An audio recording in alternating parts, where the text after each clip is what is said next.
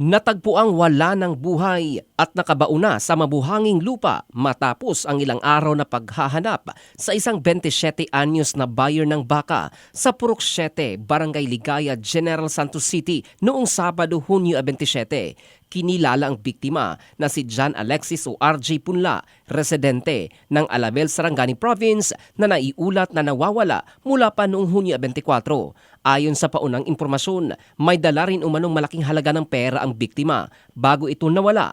Ayon kay Police Major Renato Dunca, hepe ng Police Station 3 ng General Santos City PNP, nakatanggap sila ng ulat bandang alas 4 ng hapon mula sa mga residente matapos makalanghap ng matinding masangsang na amoy mula sa isang bahagi ng mabuhanging lupa sa lugar. Sa pagresponde ng mga pulis, napansin nila ang tila bagong hukay na natatakpan ng damo at mga bakas ng natuyong dugo, dahilan upang paghinalaan na may bangkay na nakabaon sa ilalim nito.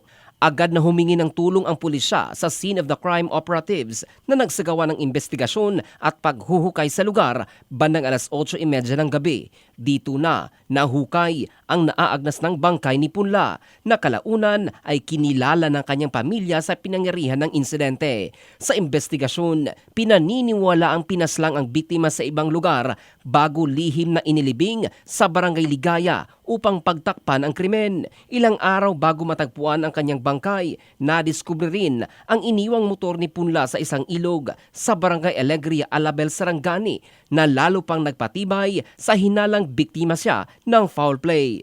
Kaugnay nito, isa-isang sumuko ang mga sospek na responsable sa pagpaslang kay Punla dahil sa pinaigting na operasyon ng mga otoridad laban sa kanila.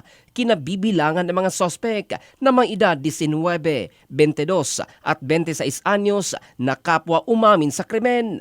Ayon sa mga sospek, mula sa pagplano hanggang sa pagmartilyo at paglibing sa biktima ay magkakasama sila kapalit sa higit 100,000 piso na kanilang ninakaw mula sa biktima. Una umano nakipag-ugnayan sa biktima si alias Sally sa pamamagitan ng Facebook at inalok umano ito ng binebentang baka. Dahil interesado ang biktima, nagtungo ito sa Purok 7 upang tingnan at bilhin ang naturang hayop.